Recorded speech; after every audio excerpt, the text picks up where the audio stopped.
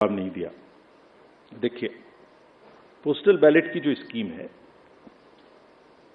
उसका रूल है 54A which was introduced in 1964 in the act. उस समय में बहुत सारे पोस्टल बैलेट्स नहीं थे। उस समय में सीनियर सिटीजन्स नहीं थे, पीडब्ल्यूडीज नहीं थे, ईटीपीबीएस भी उस तरीके का नहीं था।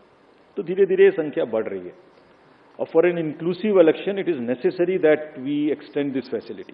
जैसे पिछली बार आप ही ने कहा था कि आप लोगों को ये फैसिलिटी नहीं है, हमने जाके एनेबल की।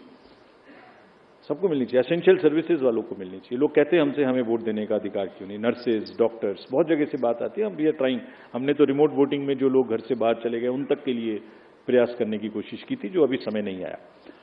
तो ये जो एक्ट कहता है, जो रूल कहता है, वो क्लियर कहता है कि postal ballot counting will start first. So on all centres in the country it will start first, no doubt about it. After only half an hour would start the EVM counting. So there are three countings which are happening simultaneously, and it is happening. It happened in 2019. It happened in all the 2022 elections of the states held thereafter. It happened yesterday also in case of Arunachal and Sikkim. हम mid course नहीं बदल सकते कुछ भी। और क्यों नहीं बदल सकते? Because it is compliant with the rule. क्या कहता है कि तीनों स्टार्ट होंगी और उसके बाद निर्विरोध तरीके से लास्ट तक कंटिन्यू करेंगी।